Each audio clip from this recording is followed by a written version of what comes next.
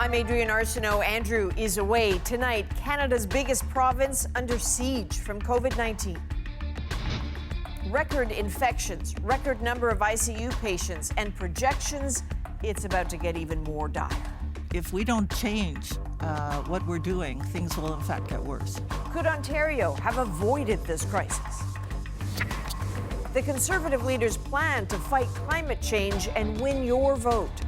This is not a tax at all. Of course it's a tax. Will his own party buy it? At issue is here.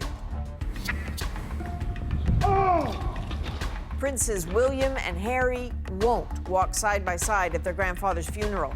What we know about the royal farewell and the only Canadian taking part. And chasing Gordie Howe. He scored! The NHL player from Saskatchewan about to break one of Mr. Hockey's greatest records. You know, I gave it my all. This is The National. We have always known vaccines would be the path out of this pandemic. But as rollouts begin to accelerate, there's a crushing reality that those vaccines are too late to stop an explosive third wave driven by variants. And in the country's largest province, that reality keeps getting worse. Tonight, CBC News has learned new modeling paints a worrying picture of what could be coming next.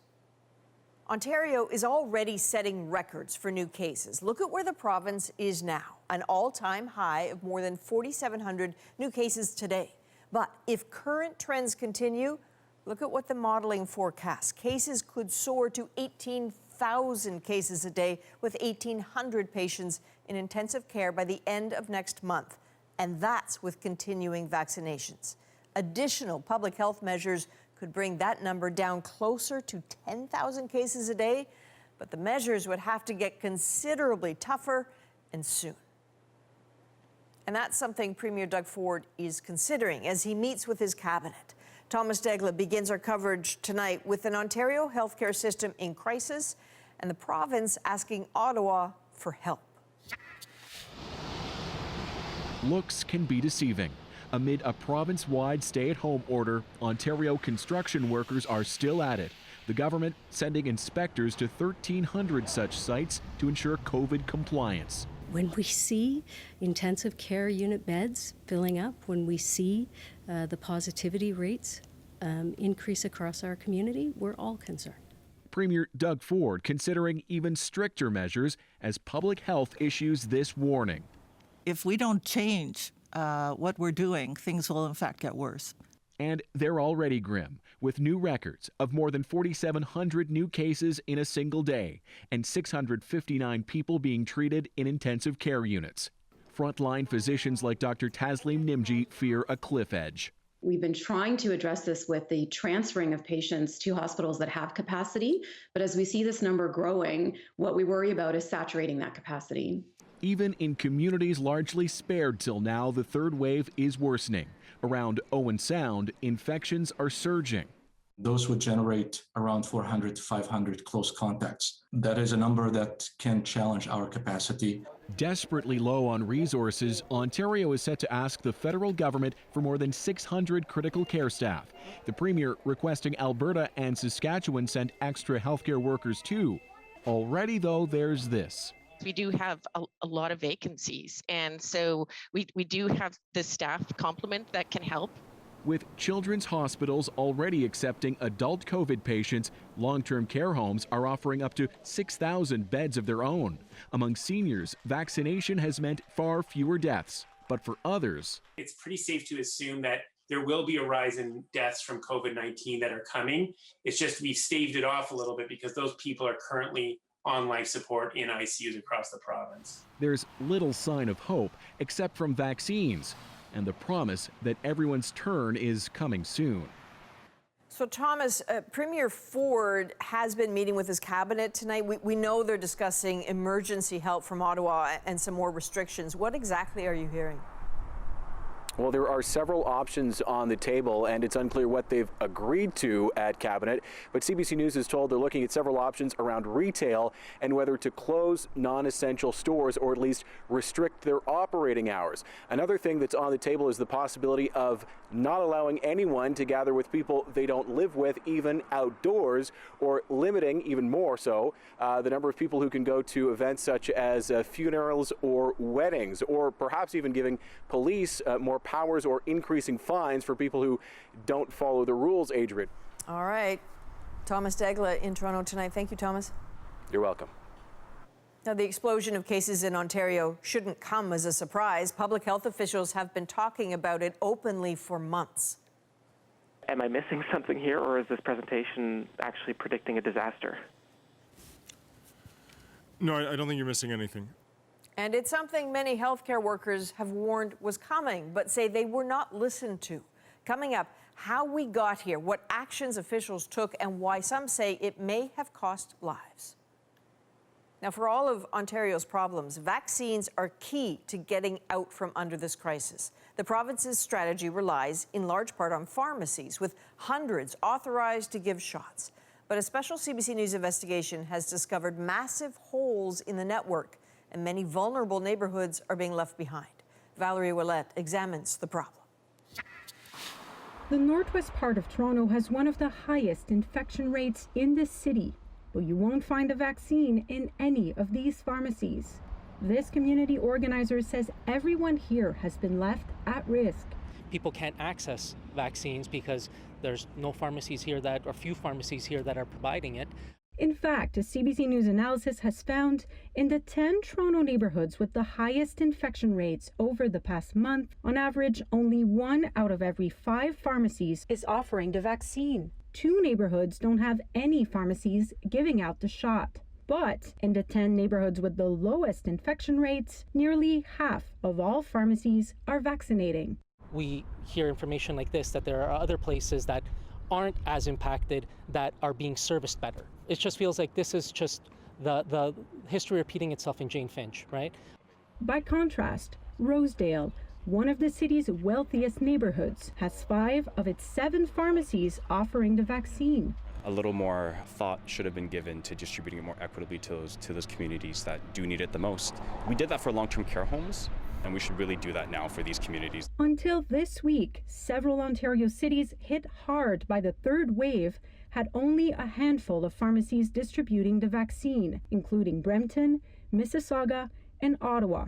Meanwhile, in Kingston, where COVID rates are low, more than half of all pharmacies have had the vaccine for a month. If you have a vaccine distribution plan that's really relying on using pharmacists, you should start off by verifying that's going to be able to get to the neighborhoods that you want to get to.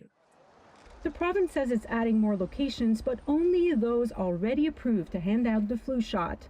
That won't do anything to help neighborhoods like this one, which have only small pharmacies not equipped for that. Valérie Ouellette, CBC News, Toronto.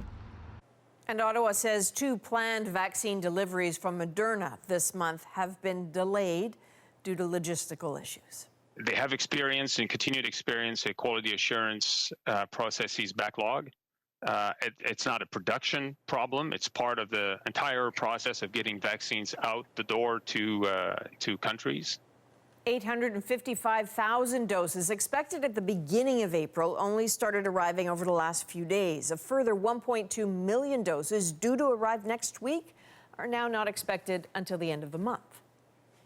Turning to Saskatchewan now, where there is growing anger after a violent altercation between a white security guard and an Indigenous woman, all of it caught on video. Accusing her of shoplifting, he pins her roughly to the ground, prompting a long struggle, all in front of shocked witnesses. Bonnie Allen tracks the story tonight, but a warning, the video is upsetting. Somebody help! A 30-year-old Indigenous woman screams for help while bystanders plead with a security guard to let her go. Are you kidding? I don't think you have the authority to do this. It's a disturbing 9-minute video recorded by a witness in a Saskatoon grocery store parking lot Wednesday, then posted on Facebook. The guard tries to handcuff her for allegedly shoplifting. He asks people to call police. You want to turn it into a selfie? assaulting me. Bystanders beg him to let police handle it. The altercation escalates and the woman punches him. Leave me alone. Then he throws himself on top of her inside her vehicle. The chief, who represents all the First Nations in Saskatchewan, says the woman is still distraught. What a sorry excuse of a man to assault a First Nation woman in broad daylight over the fact that he thought she was shoplifting. Now, whether she was or not, he had no right to do that. The supermarket Freshco is a franchise of Sobeys, and it contracts another company to do security. The franchise owner, Chris Fowler, posted on Facebook, "I'm beyond shocked and horrified. As Métis owner and a father of 2 daughters, this should have not happened ever." In a statement, Sobeys said it has terminated the security company. The behavior shown on April 14th outside our store is not tolerated or a representation of our values. Had that been a non-First Nation woman, shoplifting or not, do you think he would have done that? Went to that extent and assaulted her? Cops are coming. Let her go. Call them again. Let them know I'm bleeding. I need help urgently. Saskatoon police did respond. The security guard was treated for injuries by a paramedic. Police say the woman refused medical treatment and was taken into custody. She's been charged with assault and theft under $5,000. There are no criminal charges against the security guard, but police say the investigation continues. Bonnie Allen, CBC News, Regina. And there is another terrible confrontation to talk about tonight, caught on police body cam video last month in Chicago. The video, just released, shows a 13-year-old being fatally shot by a police officer. Katie Simpson walks us through what happened, and again, we caution the images in the story are disturbing. The footage begins showing Officer Eric Stillman on his way to a shots fired call in the early morning hours of March 29th. He stops the vehicle after he and his partner see 2 people in an alley. Stillman tosses one person to the ground and runs after the other. That's when the sound kicks in. Please stop! Stop right now! The footage is blurry and fast-moving. But you can see the person being pursued stops and starts putting his hands up as the officer fires a single shot. Shots fired, get an ambulance up here now. Despite CPR attempts, 13-year-old Adam Toledo would not survive. The 7th grade student is being remembered as a funny kid who loved telling jokes and building things with Lego. No parent should ever have a video broadcast widely of their child's last moments.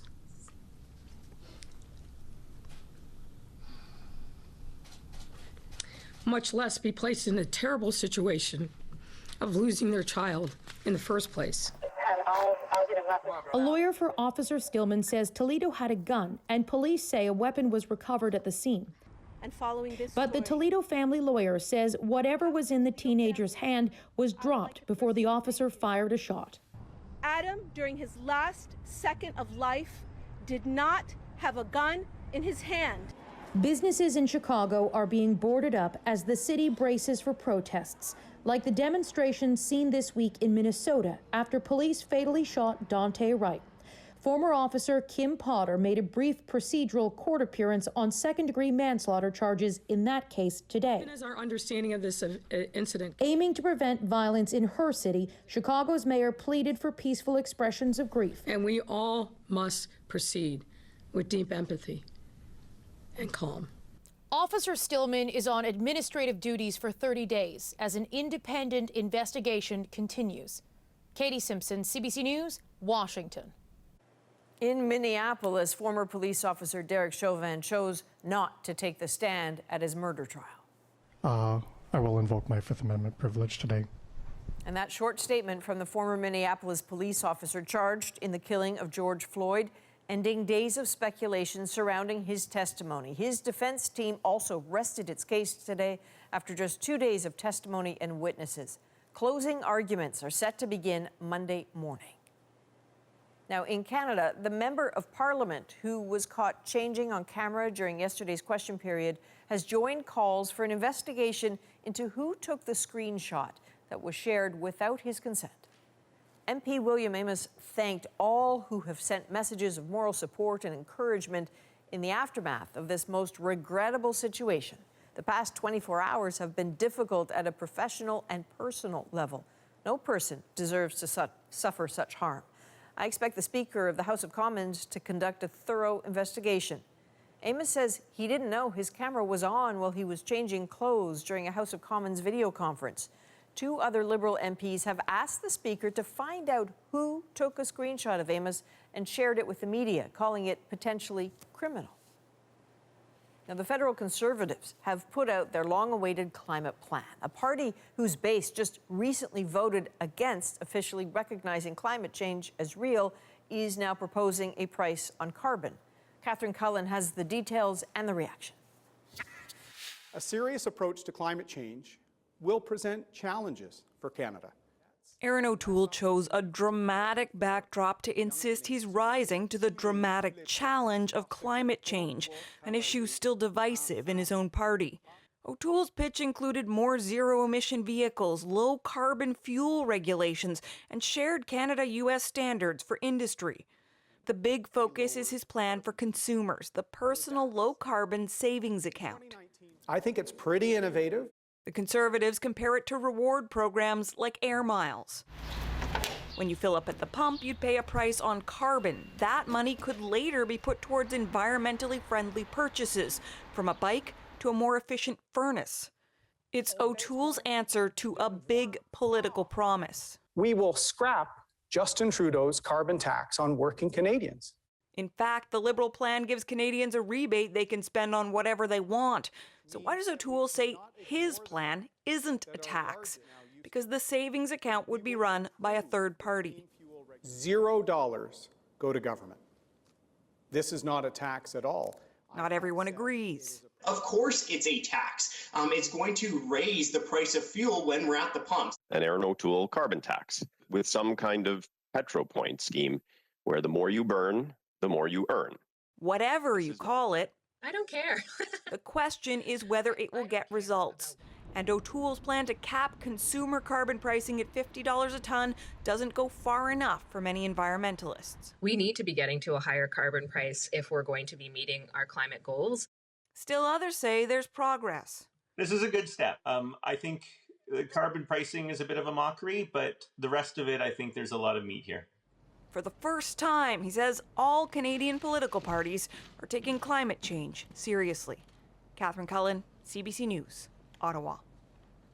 Rosie and that issue will, of course, have more on today's plan, including how it's being received within the party. That is in about 12 minutes. While the Conservatives have lots of support in Alberta, Albertans don't seem to think so highly of Erin O'Toole. A poll done for CBC found only 11% of those in the province are highly impressed with him. And Premier Jason Kenney, long opposed to a carbon tax, isn't doing much better. As Aaron Collins found, COVID has stirred up some of that discontent. It's easy to take the political temperature in Alberta. Just pop onto one of the province's still open sunny patios. Most here cooling to Premier Jason Kenney.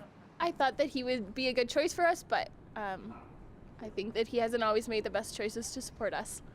Those feelings supported by a poll conducted for CBC News. It projects that if an election were held today, Kenney's UCP government would fall. But it is interesting just to see how frustrated Albertans are right now with the current government and how change could be afoot here in Alberta. Just 16% of Albertans say they're very impressed with the job their premier's doing, about the same number that approve of Prime Minister Justin Trudeau's work.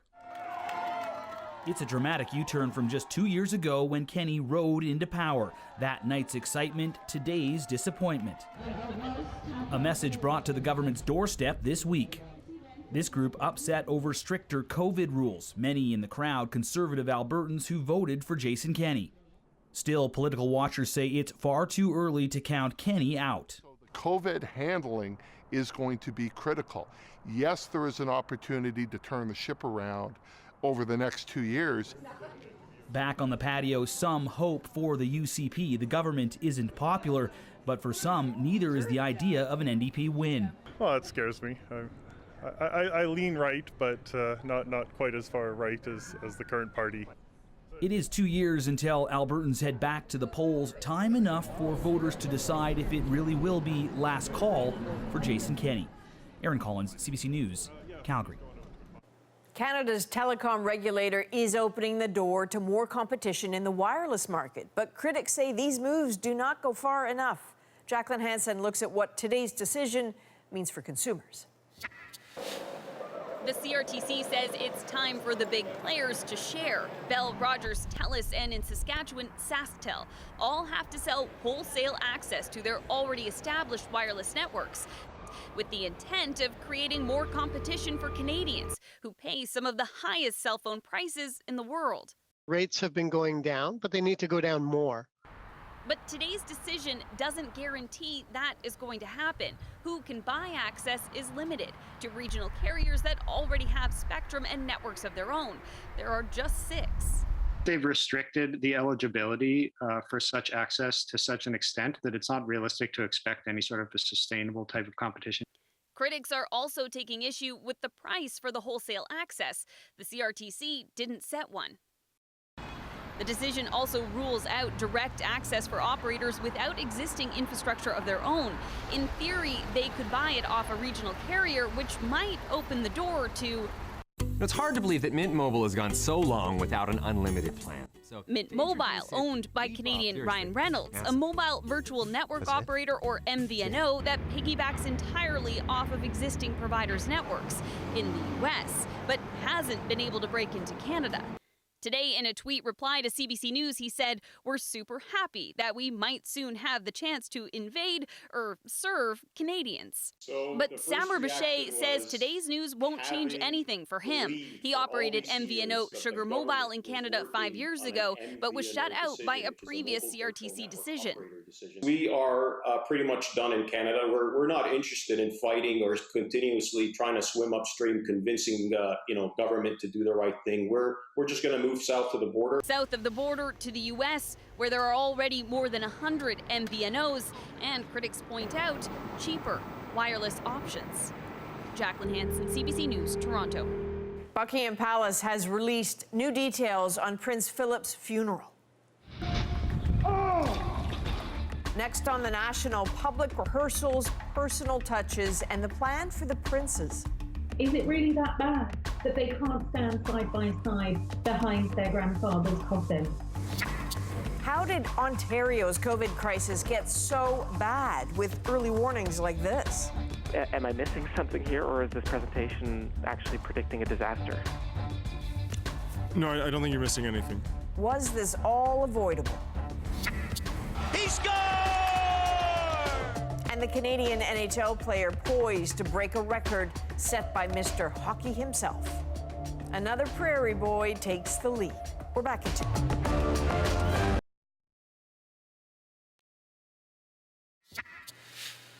Welcome back.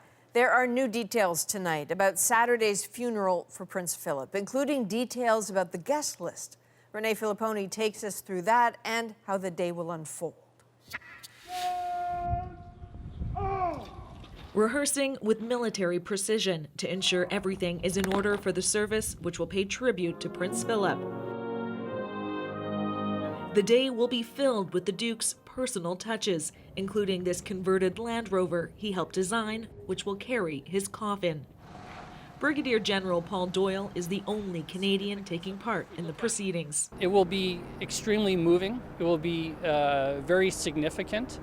And everything is done in coordination and the wishes with His Royal Highness Prince Philip. It will be different from other royal funerals in the past, such as the Queen Mother's. There will be no crowds, and no royal will be in military uniform, a decision made by the Queen. She has intervened and made the decision that no one will be wearing military uniform, quite simply because it was proving too problematic. It means Prince Harry won't be the only member of the family not in uniform. He was stripped of his military titles after stepping down from the royal family. There will only be 30 guests inside the chapel, including members of the royal family and some of the Duke's German relatives, all in masks and physically distant. The palace also confirmed Princes Harry and William won't stand shoulder to shoulder during the procession. That is obviously going to throw up a whole new load of questions about the relationship. Is it really that bad that they can't stand side by side behind their grandfather's coffin? In London today, Prince Charles and Camilla took in messages of condolence, thanking Prince Philip for his service, as the family prepares to wish him a final farewell. Renee Filipponi, CBC News, London. And please join me Saturday for special live coverage of the funeral. It starts at 9 a.m. Eastern on CBC Television, CBC News Network, and CBC Gem. A Canadian NHLer is on the brink of hockey history. Ahead tonight, Gordie Howe's family on another Saskatchewan boy beating Mr. Hockey's record. First, though, Rosie's here with that issue. Hey, Adrian, tonight we're obviously going to talk more about the political response to the Conservatives' climate plan. $0 go to government. This is not a tax at all. Can Aaron O'Toole get Conservatives on board? Can he get Canadians on board? Chantal, Andrew, and Althea will join all of us right after this break.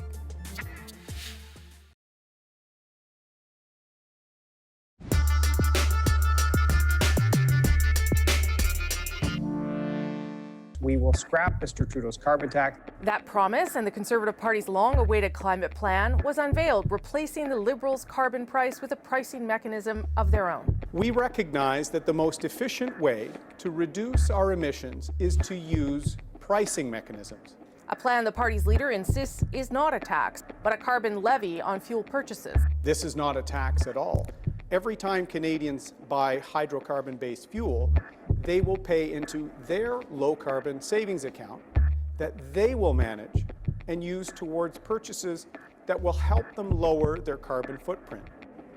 So is this plan enough to convince voters? How do other Conservatives feel about it? It's Thursday, and thankfully I'm here with At Issue, Chantal Hébert, Andrew Coyne, and Althea Raj. All right, I'm not going to say very much this week because I know you all have tons to say about this.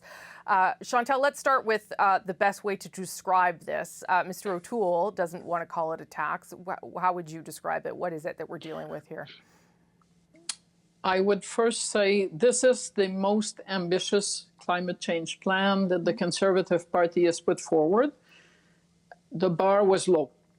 By any other name, this will come across as a shift to carbon pricing in the shape of a carbon tax. That is how the Conservatives molded the public discourse when anything that involved carbon pricing that individuals might pay was described as a carbon tax. So it's fair game to say this is a carbon tax in the same way that the carbon tax that Justin Trudeau has put in place and is rebating is a carbon tax in Conservative speak. The only difference is, in this case, it would go to some savings account that you would be told how to spend the money that you accumulate over it. But bottom line, it parallels with lower targets and lower prices the Liberal system. How significant a move is this, do you think, Andrew, that Mr. O'Toole has proposed this? Yeah, we shouldn't underestimate how difficult this is for a Conservative leader for all the reasons that Chantal has just been saying. They've spent several years demonizing anything to do with carbon pricing, carbon tax. And so for a Tory leader to stand up and announce anything resembling a carbon price or a carbon tax is a major shift and not an easy one given all the opposition he'll face within his own party. That being said, they've managed to come up with the only kind of carbon tax that's unlikely to actually reduce carbon emissions very much. There's a critical difference between this and the Liberal one. The Liberal one is they give you a fixed rebate, and the more that you pay in tax, the less you get to keep in the rebate. The less you pay in tax, the more you get to keep in the rebate. In the Tory, so there's always an incentive, in other words, to reduce your carbon consumption. In the Tory version, the more that you pay in the tax, the more you get to keep, the more that that builds up in your savings account. And so you wind up basically being no better off for having reduced your carbon consumption at all. You're basically, if you pay in $100, you get back $100. If you pay in $200, you get back $200. So that's a bit of a mess, and I think they need to rethink that. So you can either look at this as being a good day in that they're actually now plunged into on side with carbon pricing, but a bad day in that they haven't really designed it very well. Althea, your thoughts on the significance of it coming from Mr. O'Toole and from this party? I mean, at the end of the day, yes, the Conservatives should absolutely get credit for presenting a credible plan, a plan that was introduced to us with the backing of a third party who had measured and basically said to us, these are comparable targets to the Liberals' 2030 30 targets, the Paris targets. Now the Liberals are saying, well, next week we're going to announce further targets because we're going to join President Biden virtually, and we're going to announce a deepening of those targets because we know that actually to kind of save the planet, we need to go a lot further. But this is a deep betrayal to Conservative Party members, to caucus members. I mean, my understanding is full caucus was not even briefed on what was in this plan until reporters had been briefed, and then the details went out to all of the MPs in caucus. From the MPs I've spoken to, their phone lines have been flooded. There are angry Conservatives, especially angry Western Conservatives, who are talking about crossing the floor and joining Jay Hill's party, the Maverick Party, the Western Alienation Party, if you wish, who wants to model itself on the Bloc Québécois. There is deep frustration, but I think to Aaron O'Toole's credibility too, I mean, he's been criticized for flip-flopping on a variety of issues, and you can say that it's a levy and it's not a tax, but at the end of the day, it is verbal gymnastics. Everybody knows this is a tax. Yeah, I also heard that a lot of MPs read about this first in our story last night, which is not the best way to keep a caucus happy, as we know. Chantal, can he get a handle on that? And is the risk of upsetting his caucus worth the potential payoff in the electorate? Not clear, but the way this is handled, it does not sound like Mr. O'Toole's back is safe from his own caucus. There is a possibility, so let me say two things that will sound contrary. There is a strong possibility that what happened today will not play well with Conservatives and will cost votes and will steer divisions within caucus, and at the same time not do well for the Conservatives electorally. So both, it's going to possibly turn out to be a lose-lose proposition. At the same time, it is possible in hindsight, when people look back on Aaron O'Toole, who will not have won on this, that they will be thankful to him for having broken the ice and brought the Conservatives closer to the national consensus on carbon pricing. It took a while for the Liberal Party, too, from Stéphane Dion's green shift to where we are now. It took a number of, and obviously it wasn't just that, but it took a number of failures to get to a place where they could sell something to the Canadians. Is it possible that that's what's going to happen with the Conservatives, too? It's not going to be overnight. It is going to take time. Yes, I mean, it's partly for the reason you're saying. It's difficult to get the balance right on this policy. It's difficult to thread the needle in a way where you are achieving your emissions reductions without imposing needless hardships on people, for example. It's also difficult to get into the middle ground of politics. I think that's obviously what Aaron O'Toole is trying to do, is to come in between the Liberals and the formerly hardline opposition to the carbon tax. But the middle ground can be treacherous ground in politics if you don't do it right. And is the danger, too, Althea, that as the Liberals now move to increase their carbon tax, which they have said they're going to do, that it becomes harder for the Conservatives to criticize that move now that they are themselves accepting a carbon price, although at a lower rate, a rate that stays at $50 a ton? I don't know if it gets harder for them to criticize the Liberals, because we don't know how they're going to achieve those targets that they have yet to announce to us. But I think what it does is it makes it very clear that people for whom the environment is really at the top of mind, I don't think they were voting Conservatives anyways, but they still will not be voting Conservatives. I mean, in some ways, on the clean fuel standards, it actually goes further than what the Liberals are proposing. On the renewable natural gas, it goes further than what the Liberals are proposing. It's a costly plan. But I think the Conservatives have decided, and they will try to pitch it to people like farmers, like people who live in suburban areas, that actually they're better off under this plan. And that is where the discussion is going to go. I think they're very pleased to talk about the savings account, and we're going to hear a lot more about that. Yeah, even if we don't understand how it works. Yes, Chantal, and then quickly Andrew. Yep. It's not that. I don't know. Where does it end up?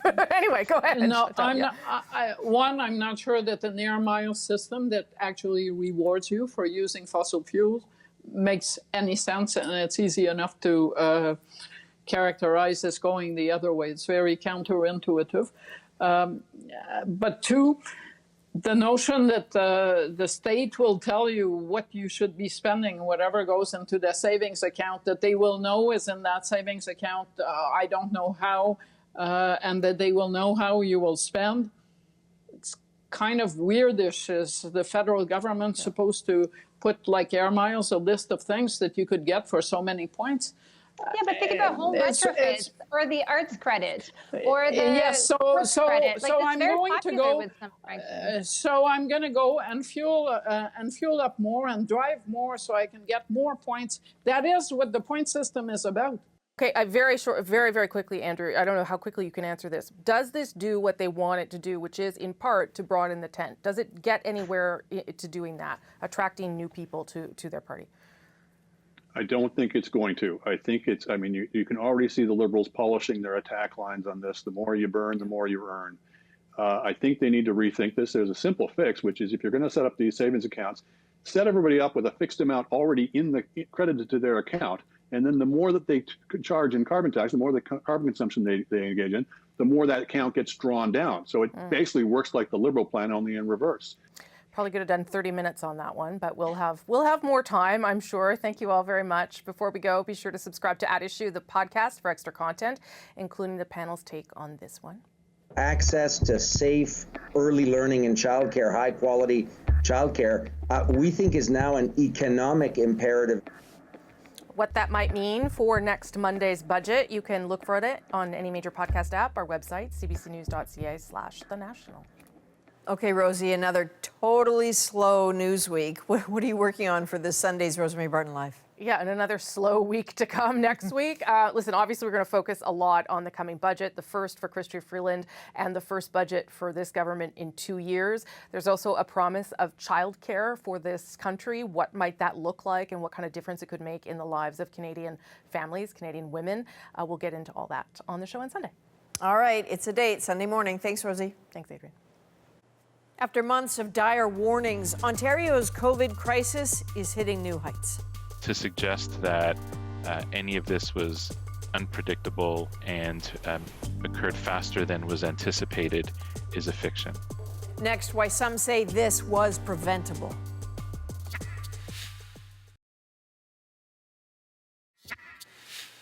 A dire situation. That is how health officials are describing what Ontario now faces, with a third wave of COVID-19 worse than anything it's seen so far and poised to deteriorate even further.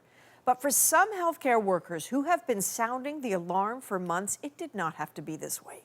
Ellen Morrow looks at how this happened and why some say the government's slow pace has cost lives. We acted immediately. Premier Doug Ford on April 7th, announcing the current stay-at-home order, defending his government, deflecting blame. The capacity at the ICUs and these variants have taken off even beyond what they told us. Critics say that wasn't true. To suggest that any of this was unpredictable and occurred faster than was anticipated is a fiction. Consider this moment 2 months earlier. Am I missing something here, or is this presentation actually predicting a disaster? No, I don't think you're missing anything. Ominous modeling showing if public health measures were lifted, cases would likely surge along with ICU admissions. A key finding was sticking with the stay-at-home order in place then will help avoid a third wave and third lockdown. As health workers working on the front lines, remember that day and that conversation very well. We probably could have avoided this catastrophe. Despite the troubling projections, the province gradually began easing restrictions. People are tired.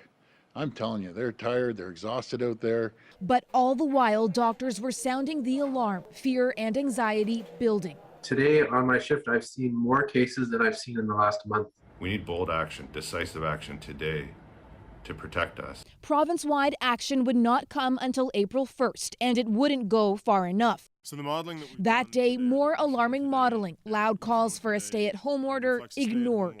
Under all the scenarios, cases do grow for a little while. However, with both the 2-week and the 4-week stay-at-home order, they do start to break and come down. Ontario defied that advice, moving instead to a so-called emergency brake shutdown, non-essential retail allowed to stay open. The condemnation was swift. This doctor writing, "It's allowed but should be avoided is the meaningless cop-out of a gutless leader." Another posting, "To allow this third wave to get so out of control is both a catastrophic and unimaginable moral failure." It would take the province almost another week, waiting until after the Easter weekend to announce the current stay-at-home order. By then, Ontario was about to top more than 4,000 cases a day. Do you think the pace of the province's response to the third wave has cost lives? At this point in time, there's absolutely nothing that would allow me to conclude otherwise. Warnings, experts say, are still going unheeded to protect essential workers bearing the brunt of the pandemic. No action from Ontario to help them stay home when sick. We need the government to do better. There is no doubt about that. There is still time to do better. It is not too late. In a statement, the government defended its response to the crisis, asserting it's acted quickly throughout. Ellen Morrow, CBC News, Toronto. When we come back, breaking an all-time NHL record for Mr. Hockey himself. You know, I gave it my all. Enjoyed the game, loved the game. Patrick Marleau on living out his dream and what got him there.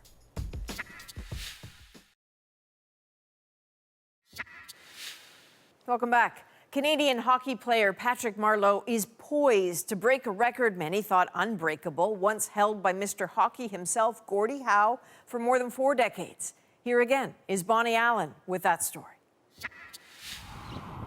In the small farming community where Patrick Marleau grew up, his family is not surprised that Marleau, now 41, will break the record for most NHL games played. He scored! His dad, Dennis, can't imagine Marleau without a hockey stick in his hand. 24/7, be outside at the farm shooting pucks. You could always know where he was at. San Jose is proud to select from the Seattle Thunderbirds, Patrick Marleau. Marleau has played almost all of his 23 seasons as a San Jose Shark, with 2 years in Toronto along the way. Marleau does, and he scores! For more than 1,700 games, he's chased his dream. I just love being out there and playing, and obviously every kid's dream is to hoist that Stanley Cup. So I've been chasing it all this time. He's had a body that just refuses to break down, and that's what's very, very rare. In the 90s, the Sharks' veteran goaltender Kelly Rudy invited Marleau, just a rookie, to live in his guest house. Today, he admires Marleau's skill and character. Very, very humble for all that he's accomplished and the thing that he's done in his career, all the money that he's made. To me, he hasn't changed. As for what Marleau is proud of, You know, I gave it my all. Enjoyed the game, loved being around the team. due to COVID, Marleau's family in Saskatchewan will watch his record-breaking game on Monday from afar. If he sets in his mind to achieve something, he's so determined. The best that I can say is, like, you know, how happy I am for him to have, you know, to live out his dream. Gordie Howe's family says Mr. Hockey always said records are meant to be broken, and they're happy for Marleau, a Saskatchewan boy and class act, just like their dad. Bonnie Allen, CBC News, Regina. Next on The National, have you ever seen a Rubik's Cube solved this quickly? This speed cubing phenom in our moment, next.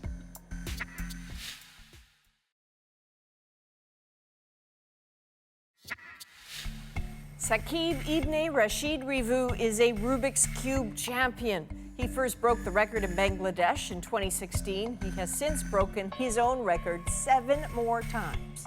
Now he's in Newfoundland and has decided to officially retire from competition, but he's still playing for fun, sometimes solving it in only 6 seconds.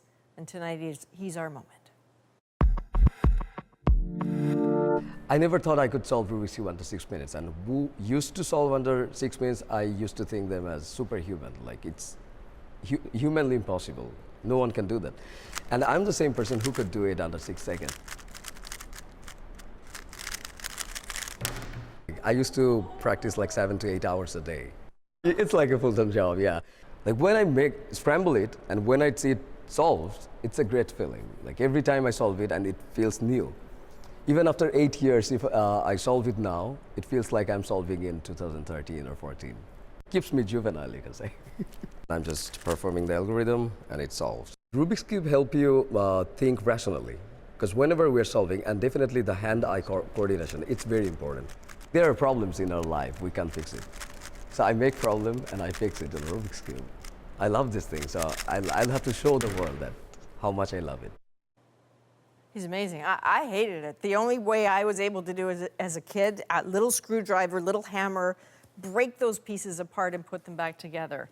Not proud of that. That is a national for April the 15th. Good night.